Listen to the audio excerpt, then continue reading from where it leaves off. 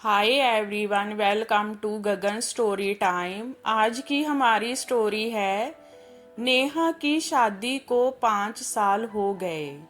इन 5 सालों में उसे ऐसा लगता जैसे उसने अपने जीवन की सारी तकलीफें ही देख ली। नेहा अपने माता पिता की लाडली बेटी थी। नेहा पढ़ लिख कर जॉब करना चाहती थी। वह पढ़ाई लिखाई में अच्छी थी। पढ़ाई पूरे होते होते ही नेहा की शादी उसके माता पिता ने अच्छा घर देखकर कर दी। शादी के बाद कुछ समय तक तो सब ठीक रहा, लेकिन धीरे धीरे नेहा के सामने अपने पति विकास की असलियत आने लगी। विकास अच्छी जॉब तो करता था, लेकिन वह एक बहुत ही मस्त मौला और पैसे उड़ाने वाला लड़का था। शादी के 1 साल तक तो नेहा उसे समझाती रही।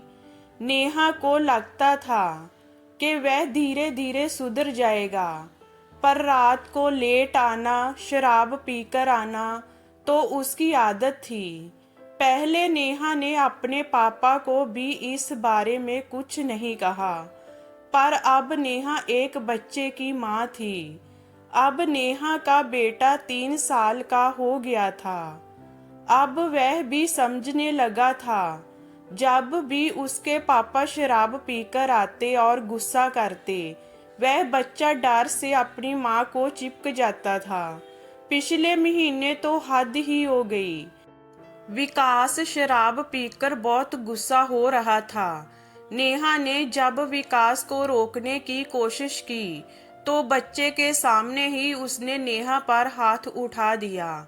यह बात नेहा से सहन नहीं हुई। वह अपने बच्चे को लेकर मायके आ गई, लेकिन इस 1 महीने में ही नेहा को यह समझ आ गया कि अब मायके में भी रह नहीं सकती। उसके माँ पापा और भाई भाभी यही चाहते हैं कि वह वापस चली जाए।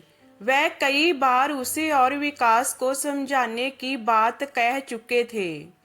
आज तो भाभी ने साफ साफ कह दिया कि इस तरह से तो घर परिवार की बहुत बदनामी होगी। नेहा ने भी आंखों में आंसू लिए कहा कि वह आप सब पर बोझ नहीं बनेगी। वह अपने बेटे को लेकर अलग रह लेगी, लेकिन उस नरक में फिर नहीं जाएगी।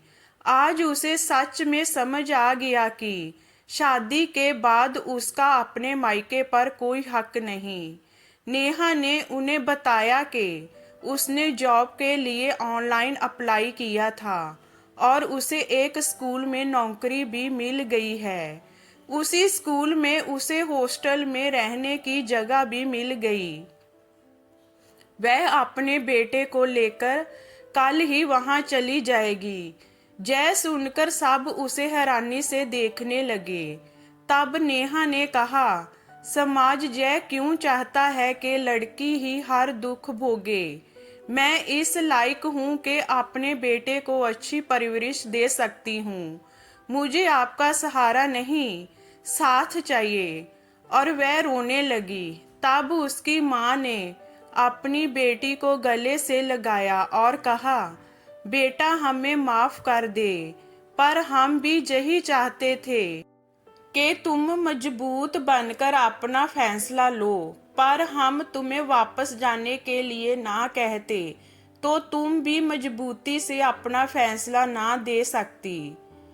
कभी कभी समाज के डर से भी हमें कुछ फैसले लेने पड़ते हैं, लेकिन जब तक हम अपने अंदर से मजबूत नहीं होंगे, कोई भी हमारे लिए कुछ नहीं कर सकता। तभी नेहा के भाई ने कहा, मैं अपनी बहन के साथ हर कदम पर हूँ। आगे से तुम्हें कोई भी दुख भोगने की जरूरत नहीं है। हाँ, पर मैं यह चाहता हूँ कि तुम अपने पैरों पर खड़ी हो जाओ, ताकि तुम्हें किसी के आगे भी नीचे ना देखना पड़े। जे हमारी स्टोरी आपको कैसी लगी हमें कमेंट में बताइए। लाइक कीजिए, शेयर कीजिए एंड वॉचिंग के लिए थैंक यू।